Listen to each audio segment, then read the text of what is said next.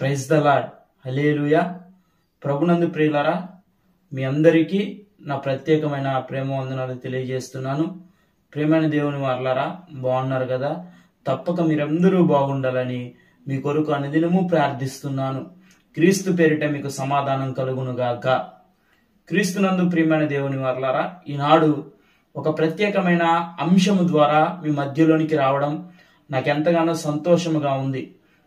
ప్రియులారా, మనం జాగ్రత్తగా గమనిస్తే భయంకరమైనటువంటి పాపాలు కొన్ని కనిపిస్తా ఉన్నాయి.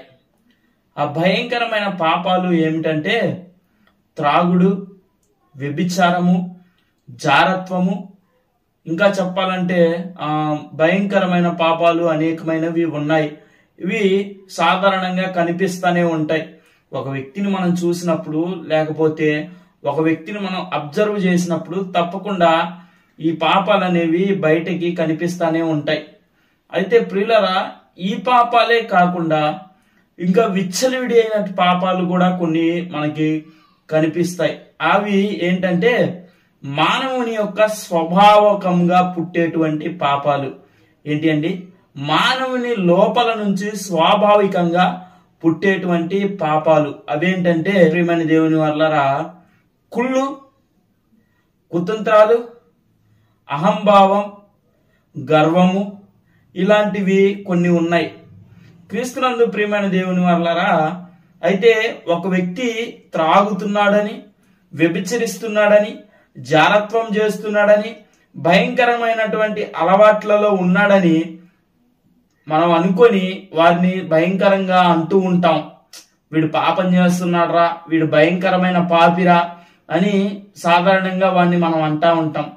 కానీ ఒకటి అబ్జర్వ్ చేయాల్సిన విషయం ఏంటంటే, వీటికన్నా భయంకరమైనవి, మనిషి లోపల కూరుకొని పోయినవి భయంకరమైనటువంటి పాపాలు చాలానే ఉన్నాయి. వాస్తవానికి అవి క్రియారూపం లోపల ఉన్నవి. ఇప్పుడు చెప్పాలంటే సూక్ష్మజీవులు, కంటికి కనపడని సూక్ష్మజీవులు, బ్యాక్టీరియా ఎన్నో ఉన్నాయి. అవేంటంటే మన కంటికి కనిపించవు. ఫర్ ఎగ్జాంపుల్ చెప్పాలంటే ప్రియమైన దేవుని వారలారా, ఒక క్యాన్సర్ పుండు మన శరీరం మీదకి వస్తే ఆ పుండు ఎలా అయితే ఆ క్యాన్సర్ ఆ యొక్క పుండు ఎలా అయితే ఆ శరీర భాగం అంతటిని కూడా రోజు రోజుకి తినేస్తా ఉంటది. భయంకరంగా అంటే భయంకరంగా స్ప్రెడ్ అయిపోతా ఉంటది. అయితే జాగ్రత్తగా గమనిస్తే ప్రియమైన దేవుని వల్లరా, ఒకనొక సమయానికి ఆ శరీర భాగంలో ఉన్నటువంటి ఆ యొక్క మొత్తము కూడా తీసివేయాల్సిన పరిస్థితి వస్తుంది. చెప్పాలంటే సర్జరీ చేయడము, లేకపోతే ఇంకా దానికి తగ్గ ట్రీట్మెంట్ చేయడము, ఇట్లా ఆ పార్ట్ అంతా తీసేయడం జరుగుతుంది. అలానే ప్రియమైన దేవుని వల్లరా, మనలో కూడా క్యాన్సర్ లాంటి ఒక భయంకరమైనటువంటి పాపములు మన జీవితంలో కనిపిస్తా ఉన్నాయి.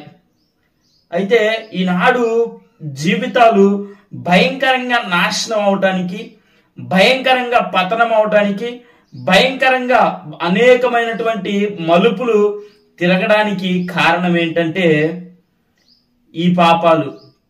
ఏమైతే కుళ్ళులు, కుతంత్రాలు, అసూయ, ప్రియమైన దేవుని వల్లరా, గర్వము, అహంభావము, ఇలాంటివి మన జీవితంలో కనిపించడం వలన. అయితే జాగ్రత్తగా గమనిస్తే సామెతల గ్రంథము 16వ అధ్యాయం 18వ వచనంలో ఇలా రాయబడి ఉన్నది. ఒకసారి చదువుదాం. నాశనమునకు ముందు గర్వము నడుచును, పడిపోవుటకు ముందు అహంకారమైన మనస్సు నడుచును. క్రీస్తునందు ప్రియమైన దేవుని వల్లరా, దేవుని వాక్యం ఇలా సెలవిస్తుంది, నాశనానికి ముందు గర్వము నడుస్తుందంట. అసలు ఈ గర్వము అంటే ఏంటండి?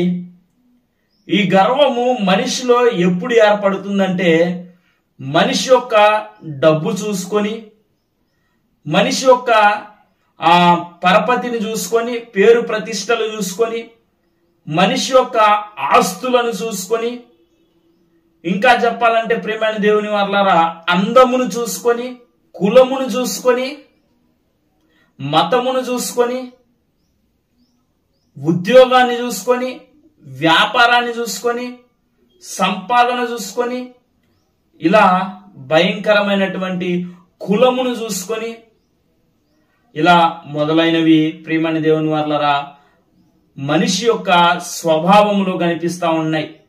ఈ గర్వం అనేది ఎప్పుడు ఏర్పడుతుందంటే, ఒక వ్యక్తి దగ్గర గర్వం ఎప్పుడు కనపడుతుందంటే, వాడికి తగ్గాయి ఏమైతే వాడి జీవితంలో ఉన్నాయో వాటిని చూసుకొని మనిషి స్వాభావికంగా గర్వం అనేది కనపడతా ఉన్నది.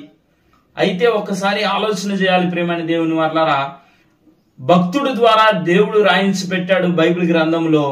ఏమి రాయించి పెట్టాడంటే, సామెతల గ్రంథము 16వ అధ్యాయం 18వ వచనంలో నాశనానికి ముందు గర్వము నడుస్తుందంట. అహంకారమైనటువంటి మనస్సు నడుచును, పడిపోయే ముందు అహంకారమైనటువంటి మనస్సు నడుస్తుందంట. అయితే ఈరోజు జాగ్రత్తగా గమనించండి, ఏమి చూసుకొని గర్వపడుతున్నావు? ఏమి చూసి మిడిసిపాటు పడుతున్నారు? ఒకసారి ఆలోచించండి. మన చుట్టూ ఉన్నవారు, మన చుట్టూ ఉన్న ప్రజలు గమనిస్తే త్రాగుతున్నారని, వ్యభిచరిస్తున్నారని, వారినే భయంకరమైన పాపులు అని అంటున్నారు.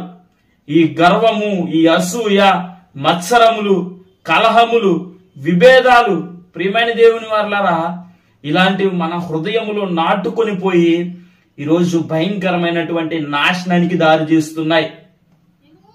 కుటుంబాల్లో విచ్చలవిడితనాలు, కుటుంబాల్లో సమాధానాలు లేకుండా, కుటుంబాల్లో భయంకరమైన పాపము ఏలుబడి చేస్తుందంటే ఈరోజు నీ జీవితంలో గర్వం అనేది ఏర్పడడం వలన. డబ్బు చూసుకొని నువ్వు గర్వపడుతున్నావా? బలము చూసుకొని గర్వపడుతున్నావా? నాది పెద్ద కులమని నువ్వు ఒకవేళ గర్వపడుతున్నావా? నీ మతమును చూసుకొని నువ్వు గర్వపడుతున్నావా? ప్రియమైన దేవుని వాళ్ళరా, ఏమి చూసుకొని నువ్వు గర్వపడుతున్నావు? ఇవి చాలా పెద్ద పాపాలేం కాదు కదన్నా, ఇవి తీసేస్తే పోతాయని నువ్వు ఒకవేళ అనుకోవచ్చు. కానీ ఒక విషయం చెప్తాను, గుర్తుపట్టండి. క్యాన్సర్ పుండు ఎలా అయితే మన శరీరంలో ఏర్పడినప్పుడు అది శరీరం మొత్తాన్ని ఎలా అయితే కొరక్క తింటదో, ఈ యొక్క చిన్న పాపాలే మన జీవితం మొత్తాన్ని కూడా నాశనం చేస్తాయి.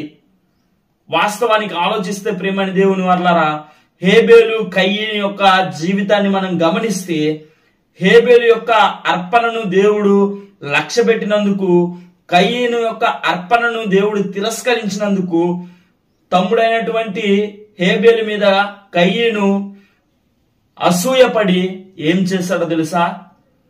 ఆ యొక్క తమ్ముడి మీద పడి చంపేయడం జరిగింది. యోసేపు యొక్క జీవితంలో చూస్తే ప్రియమైన దేవుని వాళ్ళరా, అసూయతోటి అన్నలు యోసేపుని ఏం చేశారో మనందరికీ బాగా తెలుసు. తర్వాత దేవుడు వాళ్ళు చేయాల్సింది చేశారు. అయితే జాగ్రత్తగా గమనిస్తే ప్రియమైన దేవుని వాళ్ళరా, మన జీవితంలో కూడా ఈ యొక్క అసూయ, ఈ యొక్క గర్వము మన జీవితంలో ఉంటే మనం నాశనానికి దారి తీస్తున్నాం. గుర్తుపట్టండి. అందుకే దేవుడు అంటున్నాడు ప్రియమైన దేవుని వాళ్ళరా, దేవుడు వెక్కిరించబడడు. నువ్వు ఏది విత్తుతావో ఆ పంటనే కోస్తావు. మనుషుడు ఏది విత్తుతాడో ఆ పంటనే కోస్తాడు అని దేవుని వాక్యంలో రాయించి పెట్టి ఉంది. అందుకే పెద్దలు కూడా అంటారు, నీ గర్వం నిన్ను తినిద్దిరా అని. ప్రియమైన దేవుని వాళ్ళరా, జాగ్రత్తగా గమనించండి. మన గర్వము మన నాశనానికే తీసుకెళ్తుంది.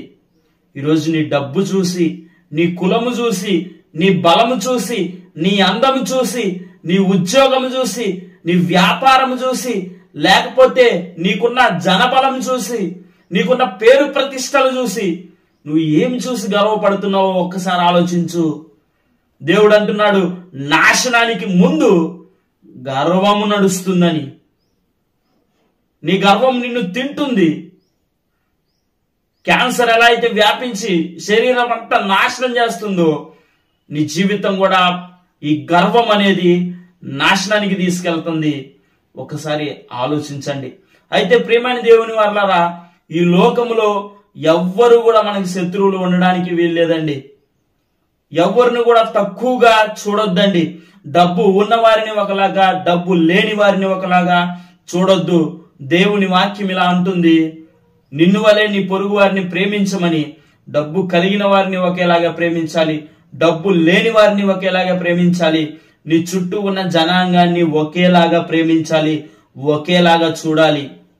అయితే జాగ్రత్తగా గమనించాలి ప్రియమైన దేవుని వల్లరా, ఈ భూమి మీద ఎవ్వరూ కూడా మనకి శత్రువులు ఉండడానికి వీల్లేదు. మనకు ఒక్కడే శత్రువు, సాతాను, అపవాది అయిన సాతాను. వాడు ఒక్కడే మనకు శత్రువు. ఈ భూమి మీద ఎవ్వడు కూడా శత్రువులు ఉండడానికి వీల్లేదు. ప్రియమైన దేవుని వల్లరా, జాగ్రత్తగా ఆలకించండి.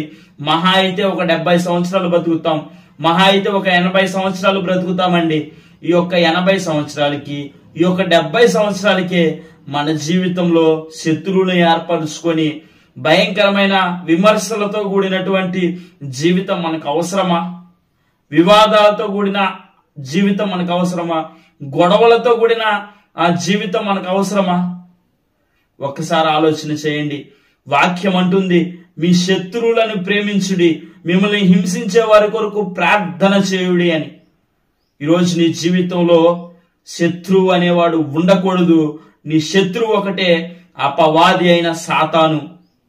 ప్రియమైన దేవుని వారలారా, ఈ రోజుటికి నేను ఒక విషయం చెప్పగలను, నాకు ఎవ్వరూ శత్రువులు లేరండి. నేను అందరినీ సమానంగా ప్రేమిస్తాను, నేను అందరినీ ఇష్టపడతాను. అయితే నాకు ఒక్కడే శత్రువు, అపవాది అయిన సాతాను. నేను వారితోనే పోరాడుతున్నాను, ఈ లోక మనుషులతో కాదండి. వాడి యొక్క టీంతో నేను పోరాడుతున్నాను, వాడి యొక్క సమూహంతో నేను పోరాటం చేస్తున్నా. మనం